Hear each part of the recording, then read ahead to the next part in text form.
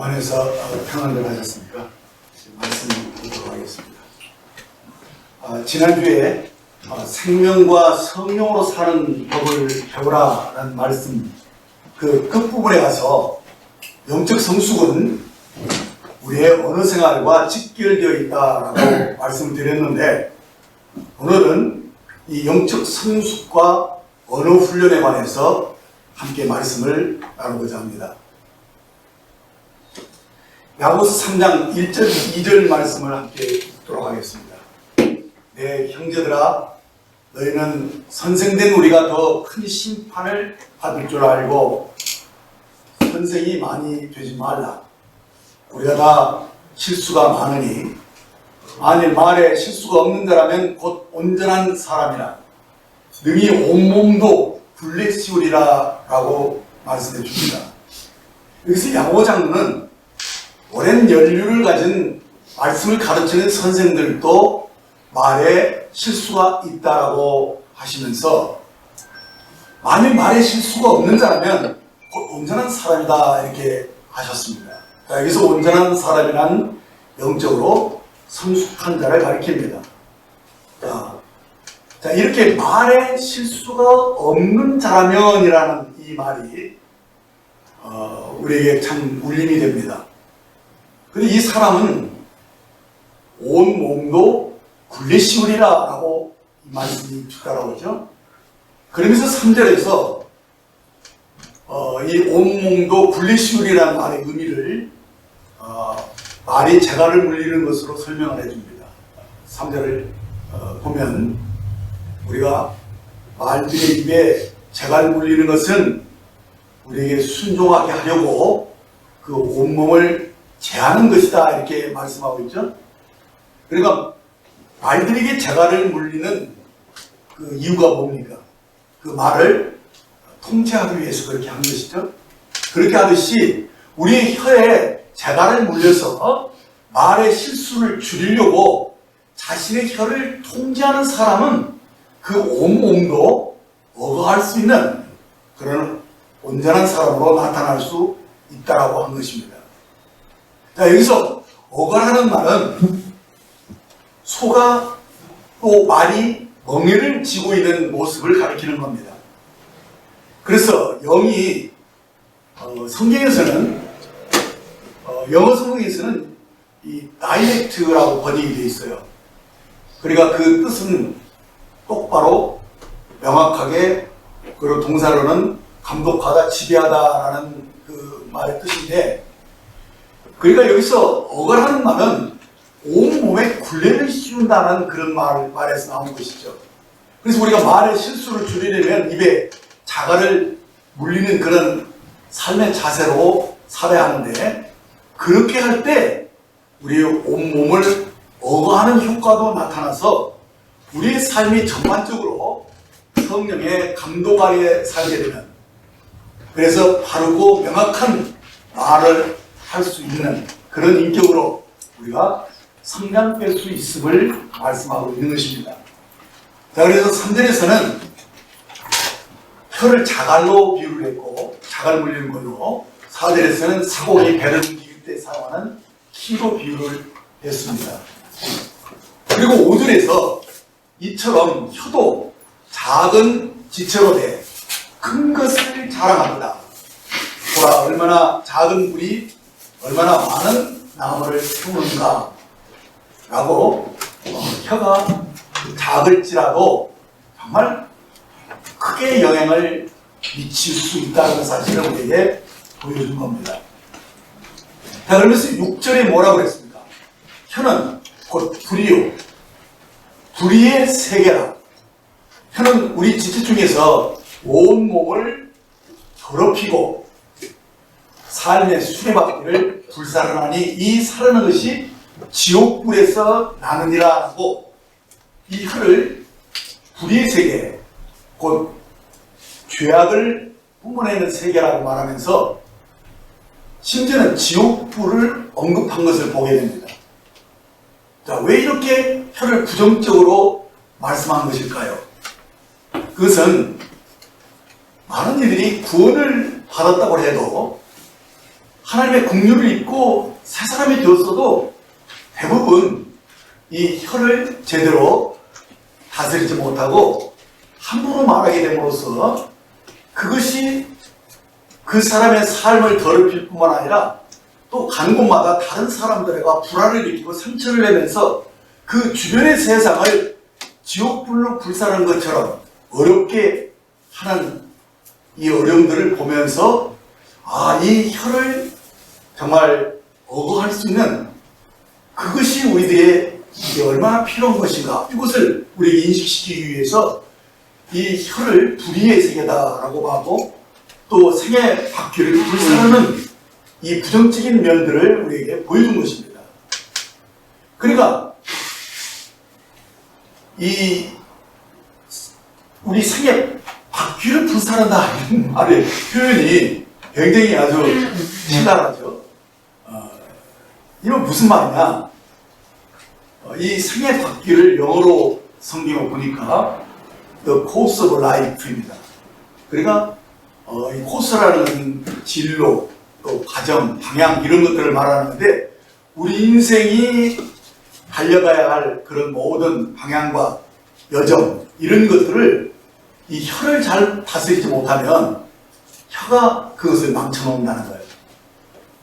그래서 우리의 생의 바퀴를 불살라버린다 이렇게까지 표현을 했어요. 그러니까 우리가 이 혀를 제대로 억하지 못하면 결국 우리들이 육체에서 나오는 욕망과 혈기와 분노를 그대로 혀를 통해서 쏟아버리기 때문에 그것이 우리의 생애를 망친다는 거예요. 그것이 많은 사람들을 어렵게 만들고 지옥으로 바꿔버리는 그런 무서운 그 불의 힘을 이 혀로 얘기를 했던 것이죠. 그래서 혀를 불이다, 또 불의 세계다 이렇게 말씀하는 것입니다.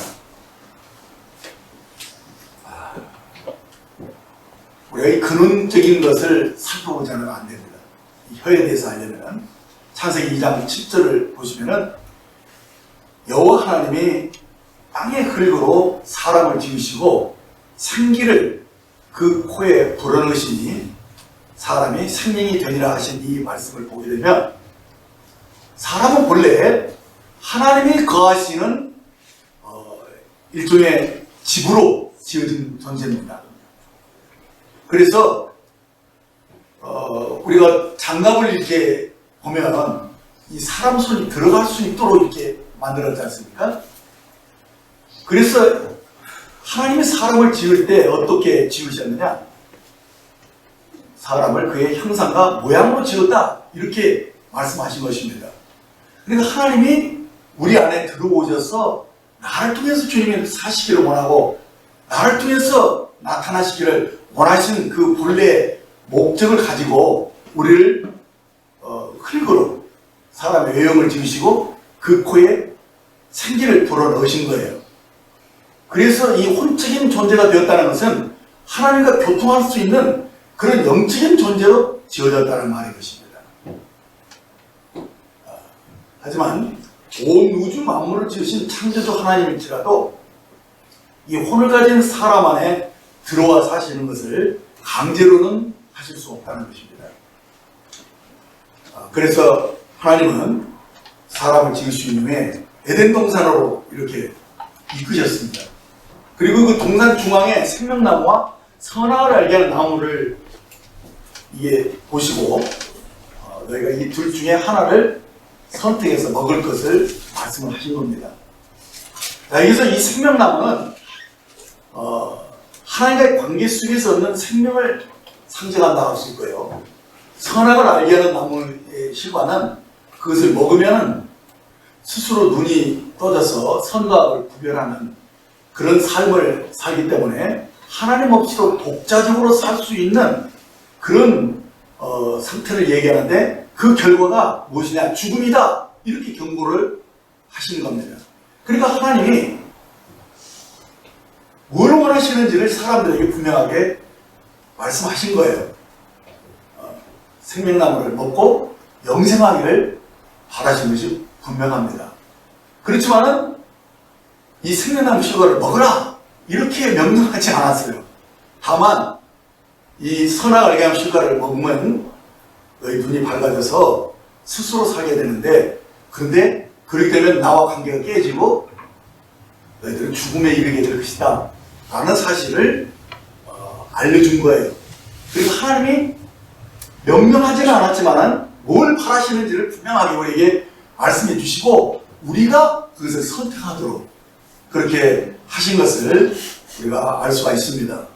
자, 그런데 안타까운 것은 이 원수 마귀가 아주 이 순진한 아담과 하와, 그러니까 아직 죽음이 무엇인지도 모르고 또 하나님 없이 사는 것이 얼마나 무서운 것인지 뭐 이런 것 전혀 알지 못한 상태에 있는 이 아담과 하와에게 먼저 다가가서 저들을 거짓말로 속여서 저들을 그들의 종으로 삼은 이 사실들을 우리가 보게 되는 것입니다. 이 과정을 우리가 잠깐 살펴보겠습니다. 창세기 3장 1절 5절을 같이 보겠습니다. 자, 뱀은 여호와 하나님이 지으신 들짐승 중에 가장 긍교하니라. 뱀이 여자에게 물어 이르되 하나님이 참으로 너에게 동산 모든 나무의 열매를 먹지 말라 하시다냐. 여기서 사단이 물어본 이유가 뭘까요? 이것은 이 여자가 하나님의 말씀을 어느 정도 믿고 있는지 그것을 테스트해 보려고 물었던 것이죠. 근데 이 여자의 답변을 보세요. 여자가 뱀에게 말하되 동산 나무의 열매를 우리가 먹을 수 있으나 동산 중앙에 있는 나무의 열매는 하나님의 말씀에 너희는 먹지도 말고 만지지도 말라.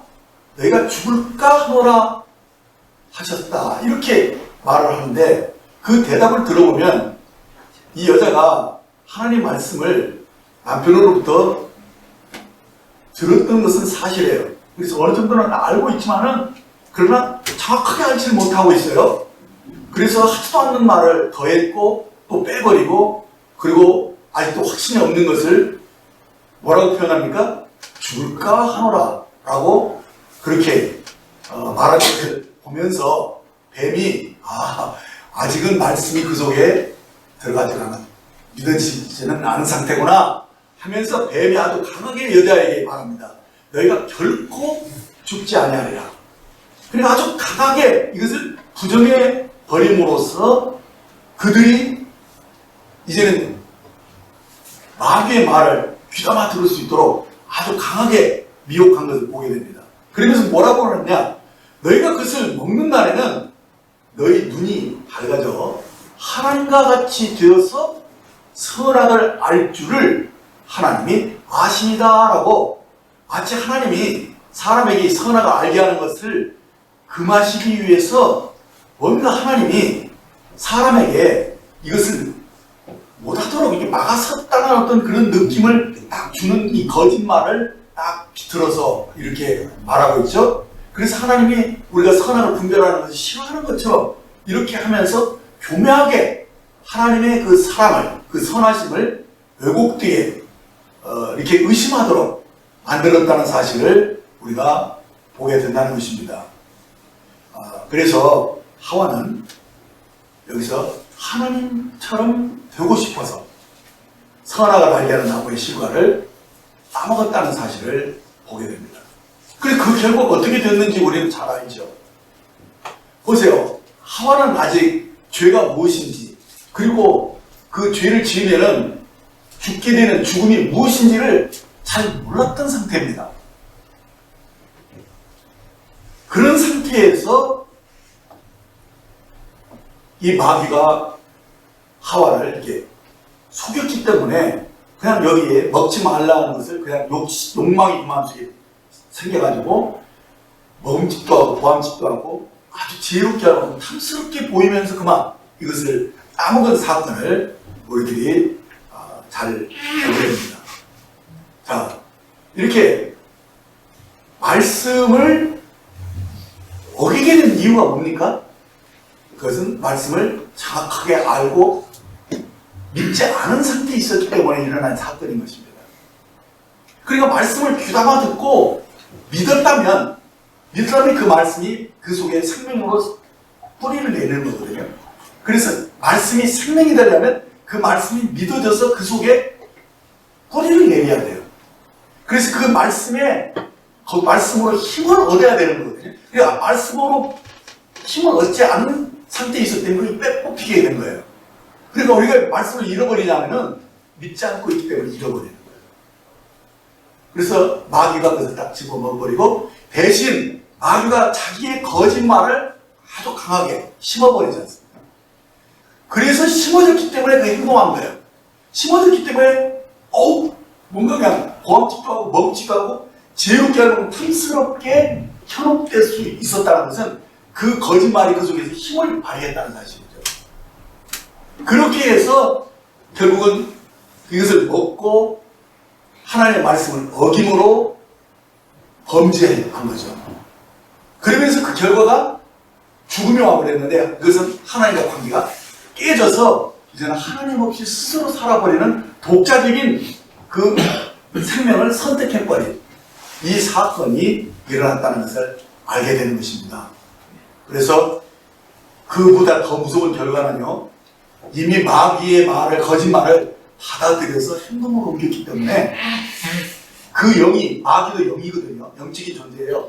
그 마귀의 말이 그 악한 영이 그 속에 들어가서 결국은 마귀에게 부속되어 버리고 주의 종이 되었다는 사실을 우리에게 보여준 것입니다. 요한복음 8장 44절을 보겠습니다. 너희는 너희 아비 마귀에게서 났으니 너희 아비의 욕심을 너희들 행하고자 하느니라. 저는 처음부터 살인한 자요 진리가 그 속에 없으므로 진리가 그 속에 없죠. 진리에 서지 못하고 거짓을 말할 때마다 제 것으로 말하나니 이는 제가 거짓말쟁이요 거짓의 아비가 되었습니다 라는 이 말씀을 보면 이 사탄이 오늘날에도 역시 거짓의 아비로 존재한다는 사실을 우리가 인식하게 됩니다. 이 마귀는 거짓으로 자기의 왕국을 세우고 이 거짓으로 그 나라를 확장해 가는 존재입니다. 그래서 하나님의 역사를 항상 방해하고 그 하나님의 일들을 이렇게 뒤집으려고 하는 그런 유명한 원수죠. 그래서 항상 성경에는 이 원수라고 원수라고 표현합니다. 그래서 이 마귀에게 뼈를 받고 이 인류의 시조가 넘어갔기 때문에 모두가 이제는 그의 종으로 다 들어가 버린 것이죠. 누구나 다 이제 태어난 사람 모두가 날 때부터 거짓말을 하는 겁니다. 그것도 제 것으로 한다고 이렇게 말합니다. 그러니까 모든 이 사람들은 마귀로부터 태어난 것처럼 영적으로 그렇게 종속되어버린 상태에서 태어난다는 거예요. 이것을 우리는 죄의 본성이라고 말합니다. 자, 그러므로 우리가 이제 구원을 받아라는 말은 곧 사단에게서 이렇게 하나님 되찾아와서 하나님 자녀가 되었다는 말이기 때문에 사망의 생명으로 옮겨진 상태를 얘기하는 것이고 또 그 마귀의 이 부속된 그 존재가 이제는 하나님의 의의 종으로 우리를 만드시기 위해서 하나님이 우리를 구원해내신 것을 말하는 것이죠. 그렇기 때문에 우리가 여기서 알아야 되는 것은 뭐냐면 이제 우리가 구원받은 사람이라면 영이 바뀐 사람이기 때문에 이제 거짓말하는 습성을 버려야 합니다. 이 거짓말하는 것은 뭐냐? 그 육체로 그 본성으로 그러니까 예수 믿기 전에 살았던 삶의 방식으로 그 습관화 되어버린 말은 이게 습관으로 나오거든요. 그런 것이 몸에 배어버린 것이 그냥 나오는 것이거든요. 그래서 우리가 이 부분에서 거짓말하지 않기를 작정하고 이제 영으로 하나님의 말씀으로 말하는 것을 이제 분명하게 그런 삶을 변화된 삶을 살고자 하는 그러한 자세로 우리가 확립되지 않으면은 그냥 깨어있지 않은 그냥 거짓말이 나온다는 거예요. 그럴 수밖에 없는 존재인 것을 우리가 인식해야 된다는 거예요. 달리 말하면 우리가 지금까지 혼으로 살아왔기 때문에 하나님 없이 내가 주인이 돼서 옳고 그른 것을 따지고 내가 하고 싶은 말, 내가 하고 싶은 일들을 막 해왔잖아요. 그것이 구원받기 전에 우리들의 삶의 자세였어요. 그리고 모습이었어요. 근데 그것이 알게 모르게 이렇게 몸에 배어버린 것이죠. 그런 상태에서 우리가 구원을 받으면 영은 우리가 바뀌었을지라도 여전히 혼이라는 사고방식이죠. 그리고 몸이 배어버린 습관들은 쉽게 바뀌지를 않아요. 그래서 우리가 입을 열면 깨어있지 않으면 내가 영으로 살아야겠다는 그런 자세로 지난 시간에 그 부분을 많이 얘기했죠. 그렇게 혼으로 살지 않고 영으로 살아야 되겠다. 그럼 내 육신의 생각이 아니라 영의 생각으로 살아야겠다라고 이미 작정을 한 우리들이지만은 깨어있지 않으면 육신의 생각이 그냥 먼저 나온다. 그래서 우리가 그냥 너무 쉽게 자연스럽게 꾸며서 부풀려서 뭐 대단한 것처럼 막 이렇게 하는 그것이 몸에 배어 있어요. 그래서 그런 거짓말이 나도 모르는 사이에 막 나와버린다는 거예요. 그래서 내가 이제 거짓말하지 않고 이제 정직하게 살아야겠다 라고 거짓말을 하지 않으려고 하면 비로소 내가 지금까지 참 거짓말 많이 했구나 하는 것을 그때 비로소 알아요. 그러기 전에는 자기가 거짓말을 하고 사는 줄도 잘 모르고요. 그리고 얼마나 거짓말자인지를 전혀 인식하지 못하고 오랫동안 산다는 거예요. 그래서 이 야고보 장로도 지금 혈은 불이고 불의 세계다 이렇게 말을 하고 뭐 지옥불 운운하면서 생애 바뀌기를 불사하고 막 이렇게 막 심각하게 말씀하셨던 이유가 뭐냐면 우리가 구원을 받았어도 이렇게 영으로 내가 혀에 자갈을 불려서 정말 하나님의 우리에게 주어진 말씀만 하겠다라는 그 마음에 이 입에 파수꾼을 세우지 않으면 여지없이 우리가 거짓말하고 이렇게 육신으로 사는 그런 모습을 우리들이 극복하기가 어렵다는 것입니다. 그래서 하나님 말씀은 엄중합니다. 모든 거짓말을 하는 사람들은 다 사탄의 자식이라고까지 말씀하잖아요. 그리고 사탄은 거짓의 아니다라고 말씀을 하는데 그런데 우리가 구원받았다 하는 하나님의 자녀들이 아직도 이 거짓말이 처리되지 않은 상태로 머물러 있다면 이건 굉장히 안타까운 것이죠.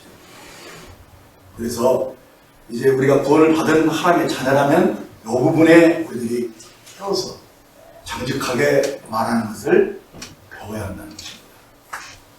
그것이 우리에게 영적으로 많은 진보와 영적인 성숙을 가져다 준다는 것을 말씀하고 싶은 거예요. 자, 그렇다면 우리가 어떻게 이 영적인 진보를, 이 성숙을 도모할 수가 있겠느냐? 디모데전서 3장 8절, 9절을 보시겠습니다. 이와 같이 집사들도 정중하고 일구이연하지 아니하고 술에 임박하지 아니하고 더러운 일을 탐하지 아니하고 깨끗한 양심에 믿음에 가진 자라야 할지니 라고 말씀합니다.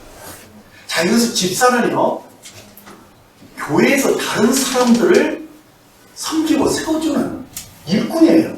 그러니까 성숙한 사람이라는 말이죠. 이 성숙한 사람은요 첫째 정중한 사람이다 이렇게 표현하고 있습니다.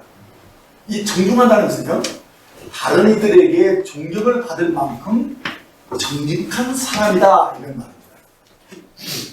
그러니까 이 성숙한 사람의 특징이 뭐냐? 정직한 사람이라는 것입니다.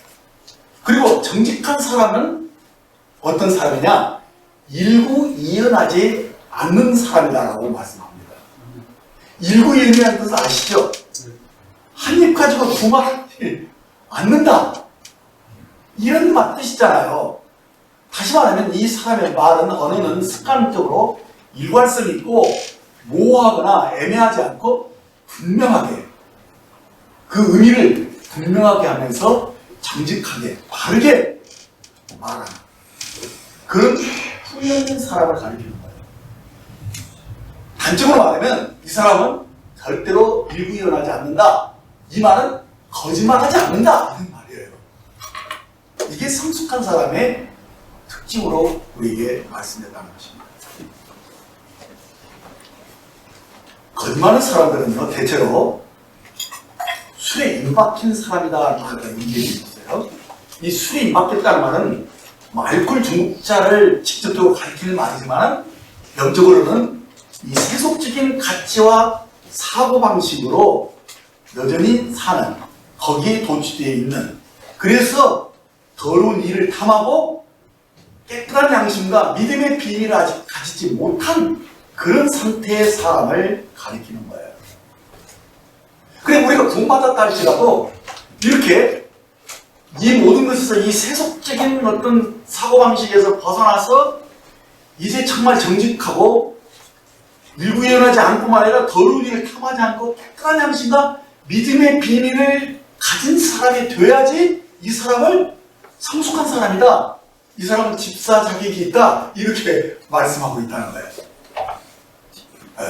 요즘은 하도 집사가 훈련해서 좀 이렇게 실감이 안 날지 모르겠습니다만 성경에서 말하는 집사는 대단한 거예요. 그래서 우리가 영적으로 성숙한 사람을 디아콘이라고 말합니다. 집사라고 말합니다. 이 사람은 정말 정중한 사람이고 새로운 피조물로서 이 말에도 이제는 훈련이 되어서 일구일어나지 않고 정말 하나님의 자녀다운 그런 아름다운 삶을 살고 있음을 우리에게 말씀해 준 거예요. 그래서 정말 이 세속적인 것에서 이게 떠난 사람들은요, 술에 입막히지 않았다는 말로 표현했는데 결국 이 마음을 깨끗게 한 사람이고, 그러니까 청결한 양심을 얘기하는 것이죠. 깨끗한 양심, 그리고 무엇보다도 믿음의 비밀을 가졌다 하는 말입니다. 이 말은 어디서 나옵니까? 마음에서 나오는 건데, 마음을 지키는 것이 바로 말씀이죠. 그래서 말씀을 믿을 때 그 말이 바뀌는 거예요. 믿지 않은 말은 그냥 흘러나옵니다. 그러니까 이전의 습관에서 그냥 나도 모르는 사이에 나오는 거 아니고, 우리가 정신 차리고 영으로 말할 때는 말씀을 근거해서 또박또박 정직하게 말하는 것을 연습해야 돼요. 훈련해야 된다는 것입니다. 그러니까 우리는 이것 깨어있지 않으면, 다시 말하면 홀로 그냥 나타나는데, 혼의 그 특징이 뭐냐면 선언을 근거해서 말한다는 거예요. 좋고 나쁘고 옳고 그런 거 한마디 이렇게 따집니다. 그래서 이 혼을 쫓아서 말하는 사람들의 특징은요, 좋아하는 것을 말하고 싫어하는 것을 숨기고요, 자기 유익을 쫓아서 말을 하고, 그래서 그것을 더 사람들이 믿어지게 하기 위해서 자꾸 말을 부풀리고 과장되게 말을 하는 그 버릇이 그 속에 있다는 거예요. 그래서 오랫동안 이 선과 악을 자기가 구별해서 자기가 옳다는 방식으로 자기 나름대로 자기가 의롭다고 생각하는 방식으로 살아왔기 때문에 그것이 몸에 배어있다는 거예요. 근데 성경은 아예 노골적으로 그것을 마귀에게서 나왔다, 혼에서 나왔다, 마귀에게서 나왔다 이렇게 표현을 하고요, 그거 거짓말이다 이렇게 엄하게 말하고 있다는 거예요. 그래서 세상에 속한 사람들은요, 뭐라 본능적으로 자기 유익을 쫓아서 말을 한다는 거예요. 그래서요, 사실을 사실대로 말할 때 손해보는 것은 절대 안 합니다.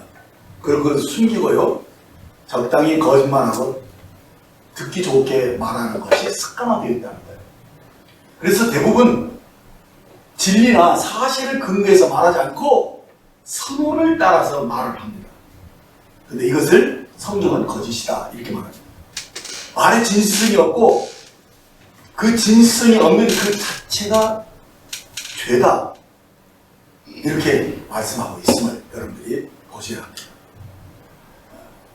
그래서 이 말씀을 근거하고 사실을 근거해서 말하지 않으면 다 거짓이죠. 그래서 감정대로 말하고 자기 기분대로 말하고 또 자기 유익을 쫓아서 막 과장되게 이렇게 말하는 이 모든 것들이 우리 몸에 습관화되어 있는 것들을 이제 벗어버리고 새 사람으로서 바른 말을 하는 것을 이제 배워야 된다는 것입니다. 그러니까 영어로 말하는 것에 끼어서 이렇게 영어로 말하는 것을 여러분들이 많이 이렇게 경건한 연습을 하지 않으면요, 나도 모르는 사이에 이렇게 이전 말버릇이 그냥 나올 수밖에 없다는 거예요. 그래서 거의 모든 사람들이 다 자기 뜻을 더해서 자기도 모르는 사이에 그렇게 말을 하는 거예요. 그러니까 엄밀히 말하면 그것도 거짓말이라는 것인데, 우리는 이렇게 누구의 말을 들은 것을 이제 다른 사람이 또 하잖아요. 할 때 대부분 자기 의견과 자기 생각이 거기에 더해져가지고 옮겨진다는 거예요. 그래서 말이 부풀리듯이 말한다고 그런 말 많이 하잖아요. 침도 범죄니까 이런 말 많은데요. 그렇게 자기의 생각이 이렇게 더해져서 말하는 거, 이 습관도 우리들이 고쳐야 된다는 것입니다. 그래서 제가 저를 이렇게 보는 때 참 오랫동안 저도 이 부분에 주의를 하지 않았던 것 같아요. 그래서 참 설교자로서 되게 잘 믿어지게 하려고 했던 것인지 하여튼간 뭐 선의는 어쨌든지 뭐라도 아주 과장되게 말했던 부분들이 많고요. 정확하게 말하지 않은 부분들이 있다는 것을 제가 알게 된 거예요. 아, 그렇구나. 정말 내가 강한 용어를 쓰는 것도 별로 안 좋구나. 이런 것들을 제가 의식하기 시작했어요. 그래서 이제 이런 부분들 좀 고쳐야 되겠다.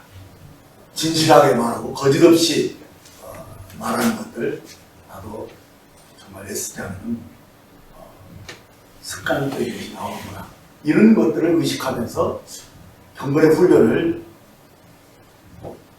필요로 했다는 사실입니다. 그래서 저는 주님을 우리들이 모델로 삼아야죠. 요한복음 5장 19절에 보면 내가 진실로 내게 이르노니 아들이 아버지께서 하시는 일을 보지 않고는 아무것도 스스로 할 수 없나니 아버지께서 행하시는 그것을 아들도 그와 같이 행하느니라 라고 말씀하시면서 겁니다. 이게 주님이 삶의 자세고 그 태도입니다. 우리도 이 자세를 배워야 됩니다. 주님이 보여주신 것이 아니면 말하지 않겠다. 그러니까 이 말은 오늘날에 무슨 뜻입니까? 말씀을 근거한 정확한 말이 아니면 차라리 않겠다. 그런 자세죠. 그래서 항상 깨어서 영으로 성령의 인도하심을 받아서 말을 하는 그런 것을 습관화해야 되겠다. 그래서 혼이라는 것은 자기 분별을 얘기하는 거예요. 자기 육을 쫓아서 말하고 자기 의견을 이렇게 섞어서 말하는 이런 것들은 우리가 깨어있지 않으면 툭이 그렇게 되는 것 같아요. 그래서 무슨 말을 할 때 정말 이제는 깨어서 해야 되고 성령을 의지해서 주님이 보여주신 것, 이왕이면 그 계시의 말씀을 주님이 감동 주신 것들을 이제는 말하고 그걸 통해서 이제 주님을 나타내는 그런 삶을 우리들이 연습해야 한다. 이 사실을 말씀드리려는 것입니다. 그래서 이런 부분에 우리가 하나님 앞에 다루심을 받게 됩니다. 그래서 하나님께 지적도 받고 자백도 하고 결심도 하고 이렇게 해서 이 혀에 자갈을 올리고 그런 것들을 해야 돼요. 그러니까 얼마 전에 우리 교회 어느 형제가 자기가 이렇게 사람들에게 좋은 말을 보다는 막 야단치고 그런 것들이 그런 습관이 있던 것을 알고 자기가 운동할 때 혀에 막 이렇게 마우스를 끼고 막 이렇게 하고 그런 간증들을 하는데 굉장히 감동이 되더라고요. 그런 의지를 가지고 하지 않으면 우리가 말버릇을 고칠 수가 없다는 거예요. 그래서 우리가 자주 말씀드렸던 로마서 12장 2절 말씀 다시 한번 살펴보겠습니다. 너희는 이 세대를 본받지 말고 오직 마음을 새롭게 함으로 변화를 받아 하나님 선하시고 기뻐하시고 온전한 뜻이 무엇인지 분별하도록 하라고 권하고 있습니다. 그렇습니다. 우리의 말은 오랜 세월을 이 세대의 가치를 본받아서 살아왔다는 거예요. 그래서 세상 사람과 다를 바가 없었다는 것이죠. 생각하는 거나 말하는 거나 깨닫는 것들이, 이런 것들이 대부분 세속적이었다는 거예요. 자, 그런데 이제 구원받으면 어떻게 되어야 되냐? 그렇게 하면 안 된다는 거예요. 마음을 새롭게 하고 변화를 받아야 된다는 거예요. 어떻게 변화를 받아야 되느냐? 하나님이 선하시고 기뻐하시고 온전한 뜻이 무엇인지를 늘 분별하면서 우리가 하나님의 말씀을 근거해서 다르게 말하는 것, 그렇게 하기 위해서 마음을 먼저 새롭게 하는 것, 이것이 우리에게 필요하다는 사실을 사도가 우리에게 말씀해 준 겁니다. 자, 그래서 여기서 마음을 새롭게 할 때 이 마음이 마인드로 나와 있어요. 영어 성경에 보면. 이 마인드라는 것은 이제는 우리들이 이 사고 방식이 영이 바뀌면서 이 말하는 그 의식이 바뀌어 있는 것을 요구하고 있는 것입니다. 그래서 우리가 세속적인 그런 사고 방식이 아니라 이제는 하나님의 말씀으로 새롭게 된 마인드를 우리가 가져야지만이 우리 말도 바뀌고 행동도 바뀐다는 거예요. 그래서 이건 달리 말하면은 우리가 이제는 영에 속한 사람인 것을 의식하면서 살아야 된다. 그런 말이죠. 그래서 육신의 생각이 아니라 영의 생각으로 사는 그런 삶을 부단히 훈련해야 한다. 그래서 이 자신이 이 부분에 대해서 성실하고 엄격해야 돼요. 자신에게 엄격해야 된다는 거예요.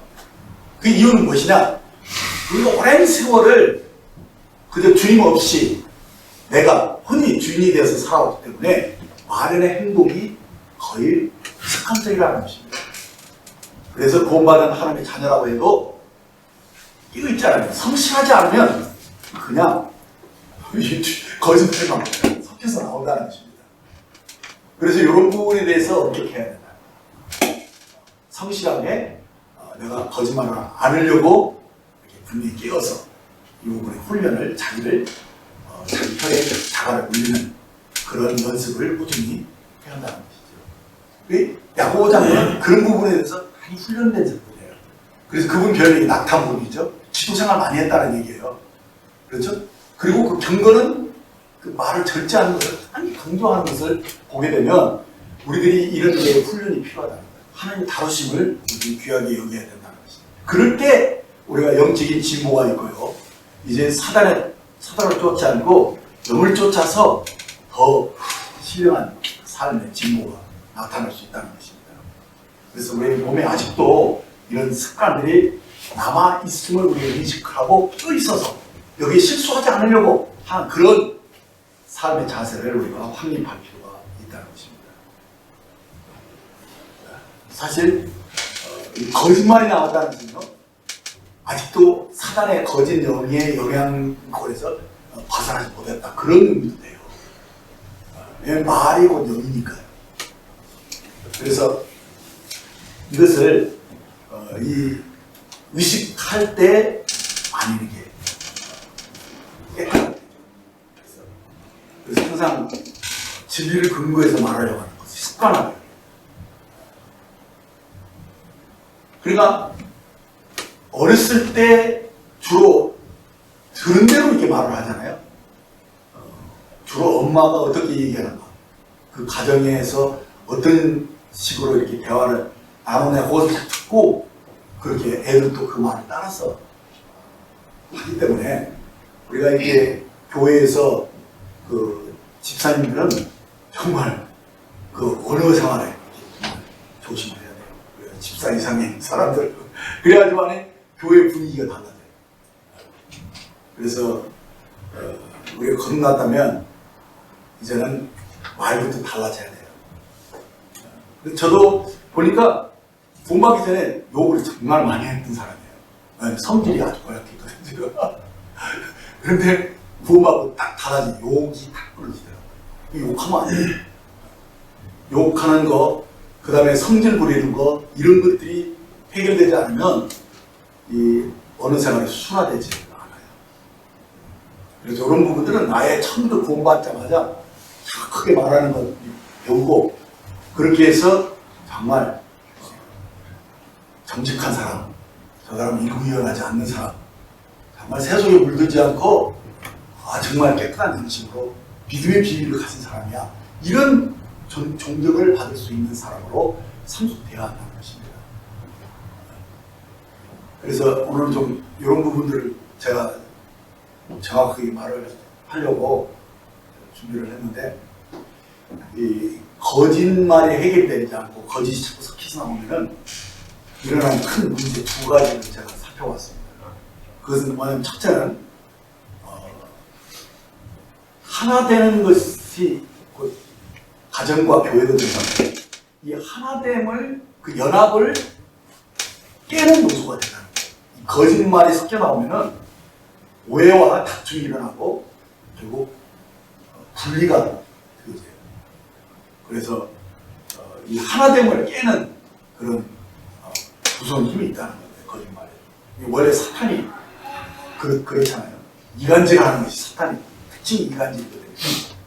그러니까 말을 자꾸 함부로 하게 되면 오해가 일어나고 다툼이 일어나요. 그리고 어떤 것에 문제가 생기냐면, 우리가 이렇게 성숙한 사람들이 주로 말을 이렇게 많이 이렇게 가르치는 입장이 있잖아요. 그러니까 대화를 하고 권면하고 이렇게 하게 되는데, 이 상당한 이 깨끗한 양심에서 믿음의 비밀을 가진 사람으로서 말하지 않으면은 어떤 문제가 생기냐면, 거짓말이 섞여 나오면 그 말씀이 혼잡하기 시작한다. 말씀을 혼잡게 되면은 많은 문제가 발생돼요. 그래서 물이 바뀌면은 문제가 생긴다고 그러잖아요. 그러니까 우리가 주로 먹는 물이 좋지 않으면 건강이 해롭게 되는 것처럼, 우리가 주로 하는 말들이 새롭게 되지 않으면 물이 혼탁하면은 교회가 혼탁해지고 가정의 아이들이 망가지기 시작하는 것입니다. 그래서 이 말이 우리의 영적인 건강을 보여준다는 것입니다. 그래서 이 영의 속성을 여러분들이 분명히 알아야 되는데, 요한복음 6장 63절에 보면 살리시는 것은 영이니 육은 무익하니라. 내가 너에게 이르는 말은 영이요 생명이다. 이 구절 속에서요, 특히 보여야 되는 것이 뭐냐면, 그렇다, 살리는 것은 영이다 라는 사실을 보셔야 됩니다. 육에서 나온 것, 곧 육신의 생각들이죠. 이런 것들은 무익하다 이렇게 말합니다. 왜? 사망을 일으키니까요. 그래서 육에 나온 것은 무익하다는 거예요. 그럼 뭐냐? 순수한 주님의 말씀, 그것이 우리 영을 살린다 라는 사실을 이 말씀으로 분명하게 보게 되죠. 그래서 우리가 무엇보다도 이 순수한 말씀을 가지려고 노력해야 돼요. 시편 19편 7절 10절을 보면, 여호와의 율법은 완전하며 영혼을 소생시키며 여호와의 증거는 확실하여 우둔한 자를 지혜롭게 하며 여호와의 교훈은 정직하며 마음을 기쁘게 하고 여호와의 계명은 순결하여 눈을 밝게 하시도다. 여호와를 경외하는 도는 정결하여 영혼까지 이루고 여호와의 법도 진실하여 다 의로우니 곧 금 많은 순보다 더 사모하는 것이며 꿀과 송이꿀보다 더 단도다 라고 하신 이 말씀을 보면, 정말 우리 영을 새롭고 건강하게 할 수 있는 것은 하나님 말씀뿐이라는 것을 보게 됩니다.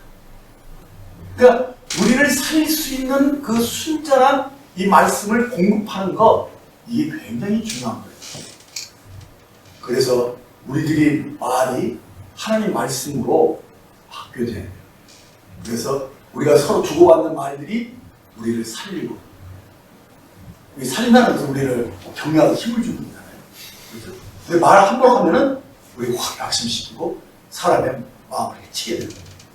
칼처럼 상하게 만들고. 그렇기 때문에 우리들이 서로 하는 그 말로 살 수도 있고 죽을 수도 있다. 그래서 그래서 건강한 교회의 모습을 고린도서 3장 16절 17절 말씀에서 보게 됩니다. 그리스도의 말씀이 너희 속에 풍성히 거하여 모든 지혜로 피차 가르치며 고면하고 시와 찬송과 신령한 노래를 부르며 감사하는 마음으로 하나님을 찬양하고 또 무엇을 하든지 말에나 일에나 다 주 예수의 이름으로 하고 그를 힘입어 하나님 아버지께 감사하라 이렇게 말씀해 줍니다. 자, 이것은 이제 우리가 혼으로 육신의 생각으로 말하는 것을 이제는 딱 거절해야 돼요. 그래서 영으로 하나님의 말씀으로 우리가 말하는 것. 그것만이 우리를 살린다라는 이 의식을 가지고 우리가 피차에 서로 가르치고 권면할 때 하나님의 순전한 말씀으로 하려고 해야 되는 거죠. 그래서 우리가 정말 우리 삶의 중요한 것은 하나님 말씀이 내 마음을 풍성해야 돼요. 그래서 그 말씀이 풍성해지면 그것으로 우리가 서로를 가르치고 권면할 수 있고요. 그것을 가지고 우리들이 예배드릴 때 하나님께 감사와 찬양, 경배를 이렇게 드릴 수 있고요. 그걸 가지고 우리들이 말도 하고 행동도 하는 그것을 여기서 말씀하고 있는 거예요. 그래서 우리가 모든 것을 주 예수의 이름으로 한다는 말은 주님의 말씀으로 우리가 힘을 얻는다는 거예요. 그것으로 감사하는 삶을 살 수 있다는 것이죠. 그래서 그것만이 우리에게 생명과 성령으로 사는 삶을 얻을 수 있다는 것을 우리가 알게 되는 것입니다. 그래서 우리 결코 다른 사람에게 유익을 주되 해롭게 해서는 안 됩니다. 우리 말은 유익도 줄 수 있고 해를 줄 수 있다는 말이 됩니다. 그래서 결코 우리들이 해서는 안 될 말은 험담입니다. 험담. 마태복음 12장 33절부터 37절 말씀을 보시겠습니다. 나무도 좋고 열매도 좋다든지 나무도 좋지 않고 열매도 좋지 않다든지 하라. 그 열매로 나무를 아느니라. 독사의 자식들아, 너희는 악하니 어떻게 선한 말을 할 수 있느냐? 이런 마음에 가득한 것을 입으로 말한다. 선한 사람은 그 쌓은 선에서 선한 것을 내고 악한 사람은 그 쌓은 악에서 악한 것을 내느니라. 내가 너에게 이르노니 사람이 무슨 무익한 말을 하든지 심판날에 이에 대하여 신문을 받으니 내 말로 의롭다고 받고 내 말로 정잠을 받으리라 라고 말씀하셨어요. 이 구절을 문맥으로 이렇게 볼 때 여기서 말씀한 열매는 행위가 아니라 말인 것을 알 수가 있습니다. 그래서 이 말이 굉장히 중요한 거예요. 그래서 이 말이 열매로 얘기하는데 이 좋은 말을 하는 것은 좋은 사람이기 때문에 좋은 말을 한다는 거예요. 그러니까 말이 나쁜 것을 보면 아, 저 사람이 나쁜 사람이구나. 그렇게 할 수 있다고까지 말씀을 하시고 있잖아요. 그래서 이 말이 다른 사람에게 유익을 줘야 돼요. 해롭게 해서는 안 된다는 거예요. 그러니까 우리들이 많은 사람들이 여기서 한 가지 착각하지 말아야 되는 것은 뭐냐면 옳고 그른 것을 말하는 것이 좋은 말이라고 자꾸 생각하는 거예요. 근데 옳은 말보다도 또 이것은 그러다라고 이렇게 가르치는 그 말보다도 더 중요한 것은 그 사람이 듣는 사람에게 유익이 되느냐가 중요한 거예요. 그러니까 똑같은 말인데도 다른 말인 것 같은데도 그 사람을 해롭게 할 수 있는 말이 있다는 거예요. 그게 유익한 말이죠. 그 사람이 유익이 되지 않는 옳은 말인 것 같은데 유익이 되지 않아요. 그러니까 뭐냐면 좋은 말인 것 같은데 기분 나빠요. 사람이 들을 때. 마음이 상처가 돼요. 요것을 여러분들이 잘 예민하게 한번 살펴보면 좋아요. 그래서 우리가 주로 다투는 것들 보면요. 말 때문에 다퉈요. 들을 때 기분이 나빠요. 이 좋은 말은, 바른 말은 분명히 바른 말인데 듣는 사람이 아주 기분이 나빠. 그건 옳지 않은 말이에요. 그러니까 좋은 말이 아니라는 거예요. 그리고 왜냐면 무익한 말이라는 거예요. 유익을 주지 못한 말이라는 뜻이죠.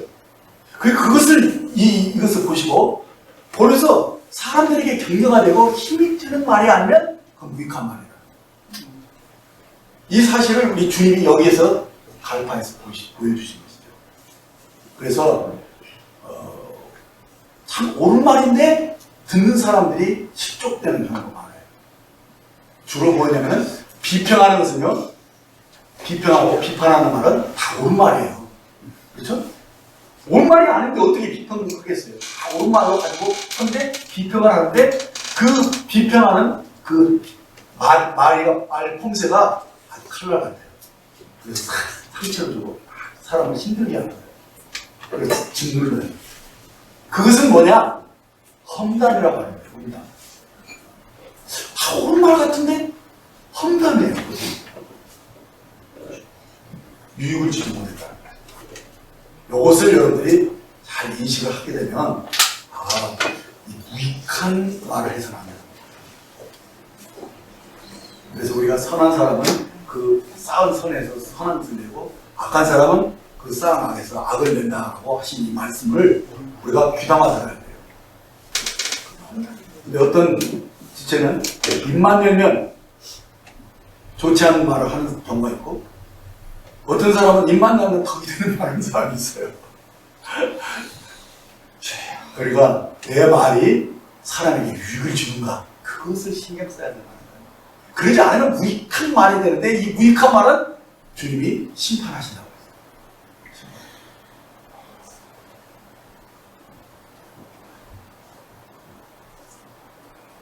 그리고 다른 사람에게 유익을 주지 못하는 말, 무익한 말이죠. 그래서 심판날에 대해서 무슨 무익한 말을 하든지 심판날에 이에 대하여 신문을 받으리라. 그리고 그 말의 동기며 왜 그런 말을 네가 아무리 옳은 말을 왜 그 말을 했는가에 대해서 주님 그걸 다 따져서 심판하신다는 거예요. 너 긍휼이 없이 있기 때문에 너 긍휼을 받을 수가 없어. 이렇게 하신다는 거예요. 그래서 말에 긍휼이 있어야 돼요. 그 사람을 싸매고 그 사람을 세우는 그런 격려의 말이 되도록 여러분들 혀를 훈련시켜야 돼요. 그래서 심판날에 여러분들이 신문을 받지 마세요. 아무튼 어디 간에 이 부분을 여러분들이 잘 연습을 하셔야 돼요. 이 부분은 잘 배우지 않으면 안 돼요. 그리고 더러운 말 하지 않으려고 여러분들이 깨어 있어야 되고요. 말을 정확하게 하려고 하면 이 부분이 많이 해결돼요. 왜냐하면 말은 다 그 사람의 인격을 표현하는 것이거든요. 근데 대부분이 우리가 여기서 왜 넘어지냐면요. 영으로 반응하지 않고 육체로 반응하기 때문에 그래요. 그래서 이쪽에서 아무리 육체로 나를 공격해도 나도 육체로 반응하면 현관에 부딪히는 거기 때문에 그럴 때 자기를 육체로 반응하지 않고 영으로 반응합니다. 그때는 차라리 한마디 말을 해요. 계속 그 말을 듣고 있든지 그냥 침묵하는 게 좋아요. 그래야지 싸우지 않죠. 막 받아쳐서 이만하고 저렇게 하면 막 성질대로 하게 되면 둘 다 다 죽어요. 물고 먹으면 둘 다 다 죽어요. 근데 이것을 제가 지난주에도 어디서 연습을 해야 되느냐? 부부간에 연습을 해요. 아이들과 가정에서 그것이 해결되지 않으면 가정이 세워지지 않아요. 그래요. 그리고 이제 교회 와서 자주 만나는 지체들 가운데 이 부분이 잘 닿아져요. 그래서 무익한 말을 하지 않고 상대방에게 덕이 되는 유익한 말을 하려고 하는. 그러기 위해서 내가 자기가 분별해요. 자기가 옛사람이 좋은 것을 이미 의식을 하고 영으로 이제 내 안에 계신 주님이 나를 통해서 그를 살리는 말을 할 수 있도록 연습을 하셔야 됩니다. 그래서 베드로전서 3장 9절로 12절 말씀을 보겠습니다. 악을 악으로 욕으로 갚지 말고 도리어 덕을 빌라. 이를 위하여 너희가 부르심을 입었으니 이는 복을 유업으로 받게 하려 하십니다. 그러므로 생명을 사랑하고 좋은 날 보기를 원하는 자는 혀를 금하여 악한 말을 그치는 그 입술로 교율을 말하지 말고 악에서 떠나 선을 행하고 화평을 구하여 이를 쫓으라. 주의 눈은 의를 향하시고 그 귀는 저희 간구에 기우시되 주의 낯은 악행하는 자들을 행하십니다. 이 말씀 여러 번 읽고 묵상할 필요가 있어요. 여기서 그럼 악한 말을 주님이 어떻게 하셨는지 보세요. 그리스도인이면 악한 말을 해서는 안 된다는 거예요. 그러니까 저쪽에서 악을 했어도 너도 악으로 갚을 수 없다고 말하는 거예요. 저쪽에서 욕한다고 나도 욕할 수 있느냐? 그렇게 할 수 없는 게 그리스도인이라는 거예요. 그러니까 우리는 상대방을 살리는 사람이고 유익을 주는 사람이기 때문에 절대로 저주의 말을 할 수가 없어요. 그래서 저쪽에서 악을 나한테 부어도 악으로 갚을 수 없고 욕을 해도 욕으로 갚을 수 없고 저주해도 저주할 수 없는 것이 우리고, 그럼 어떻게 되느냐? 오히려 복을 빈다. 축복하라 이 말이죠. 그래서 어떻게든지 간에 우리가 육체로 반응하지 않고 영으로 내 안에 계신 주님이 나를 통해서 나타날 수 있도록 연습해요. 그것이 진정한 경건이라는 거예요. 이것이 해결되지 않고 자기가 무슨 치명한 사람인 것처럼 자기 영적으로 많이 성숙한 사람처럼 하는데 그 말이 온전하지 않으면 성숙하지 않는다. 그래서 이 말에 대해서 여러분이 이제는 깨어서세요. 사소한 있으면 격려의 말, 축복하는 말을 하도록 힘써야 돼요. 잠언 11장 11절에 보면 성읍은 정직한 자의 축복으로 인하여 진흥하고 악한 자의 입으로 말미암아 무너지느니라, 이렇게 말씀한 것을 보게 됩니다. 그리고 이 축복의 말이라는 것은요, 다른 사람을 격려하고 세우는 것을 말하는 거예요. 그 사람이 잘 되도록 해주는 거예요. 그 잘 되려면 어쩌면 그 사람이 힘을 줘야 돼요. 힘을 주고 그 사람이 정말 격려를 받아서 그 마음이 새롭게 되어야 하는 것이죠. 그것이 다 축복의 말, 격려의 말에서 나오는 것이죠. 근데 싸가지 없다, 그런 말이 무슨 뜻인지 아십니까? 새싹은 싹이라고 하는데 아가지, 싹이 어린 싹을 얘기해요. 싹아지라고 하는데 그 싸가지를 잘라버려요. 그 굉장히 무서운 말이죠. 그런 말을 함으로 해서. 그러니까 사람들에게 무슨 다른 말을 하는데 그 사람의 마음을 아프게 만들어요. 그리고 낙심하게 만들어요. 자기는 더 소망 없는 사람처럼 느껴지게 만드는 거예요. 근데 그것이요, 가장 가까운 사람에게 가장 어렵다는 거예요. 그래서 아이들이 엄마에게 주로 축복을 많이 받은 아이들하고요, 엄마가 말을 험하게 해서 험담하는 그 속에서 말하는 아이들하고 엄청난 차이가 있다는 걸 이미 사람들이 알고 있어요. 그래서 그 말을 이렇게 아이들이 들어서는 안 되는 말을 엄마들이 함부로 막 하잖아요. 근데 그게 굉장히 무섭다는 거예요.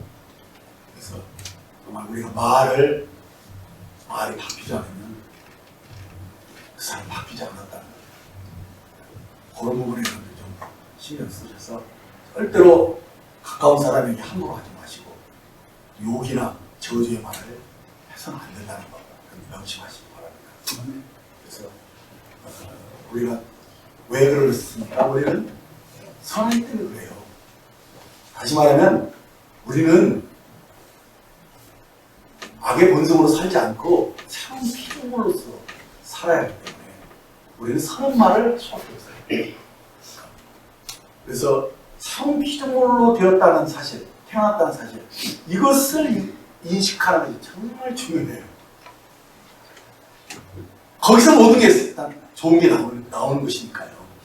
그래서 내가 하나님으로부터 이 선한 일에 힘쓰는 사람으로 부르심을 받았다는 거예요. 내 삶 피조물로 내가 구원받았다는 것.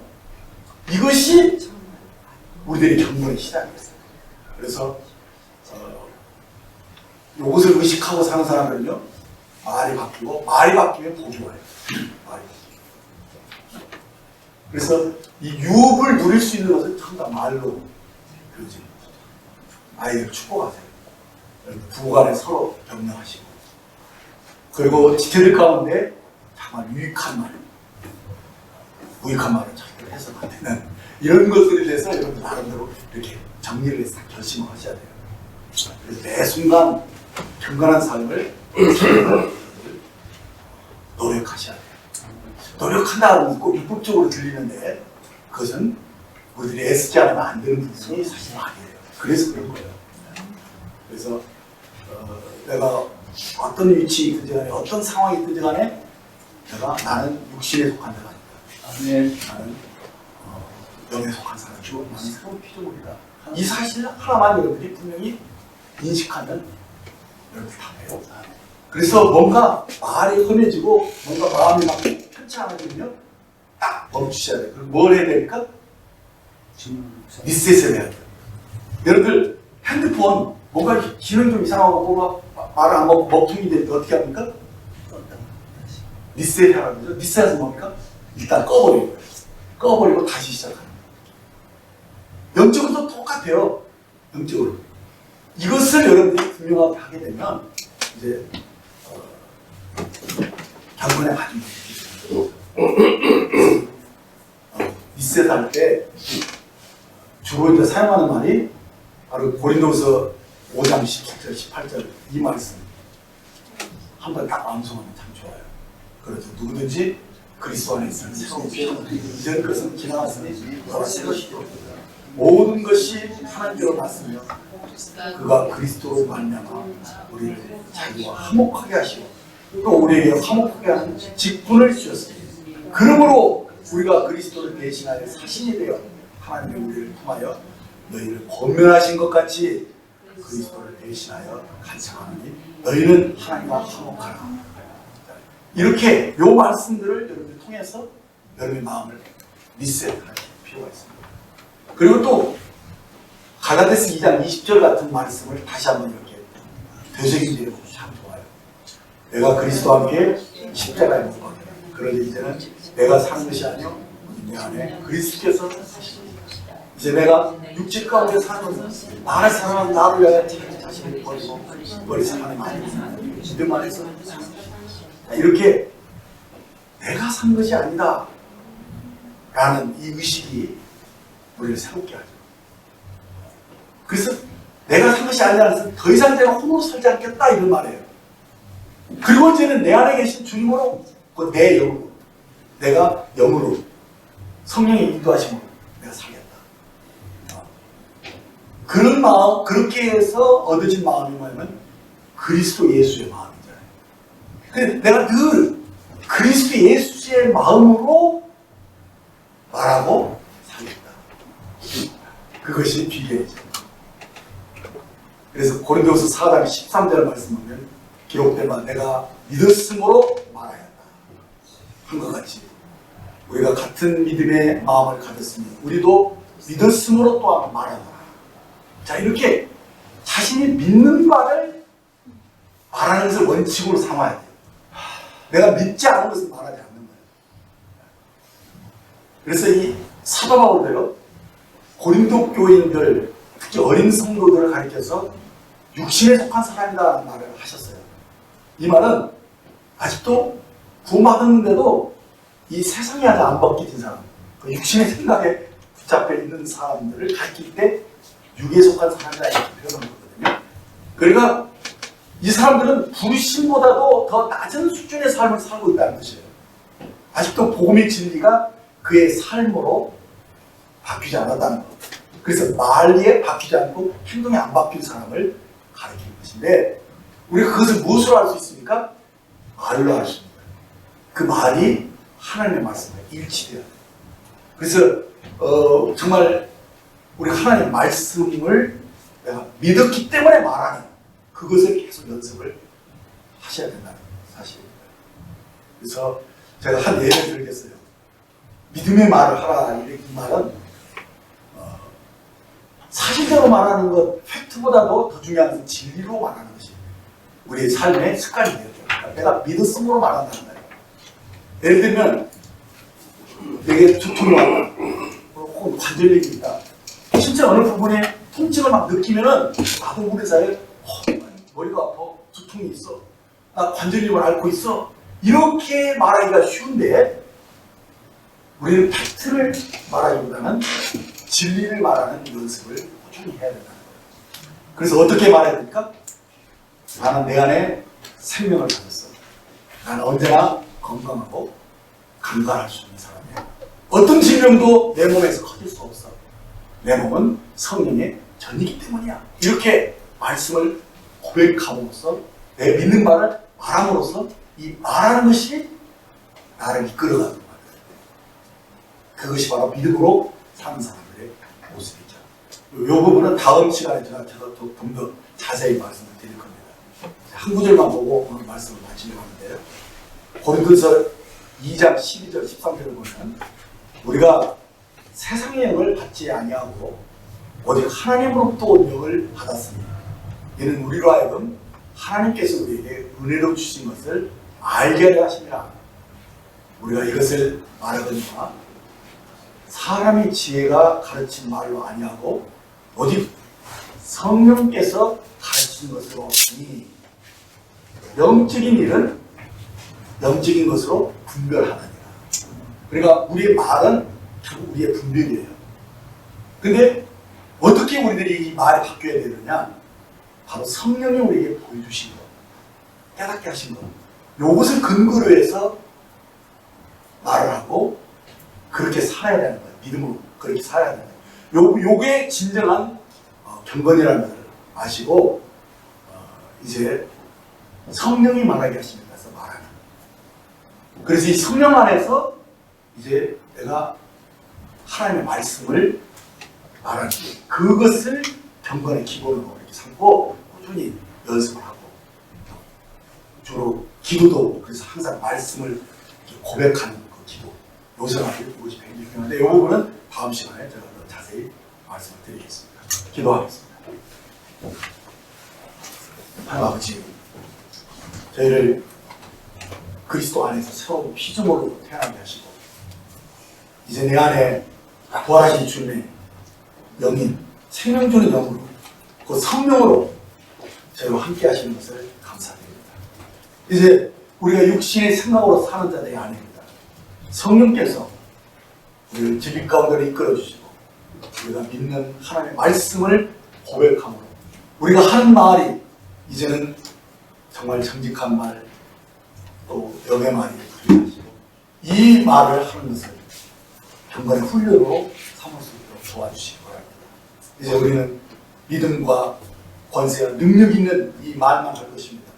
이제 우리는 육신에 속하여 거짓말하는 자가 아니고 그리스도 예수 안에서 주님이 이루신 은혜의 말씀과 일치하는 믿음의 말을 하고 살 것입니다. 감사합니다. 우리 예수님 이름으로 기도합니다. 아멘.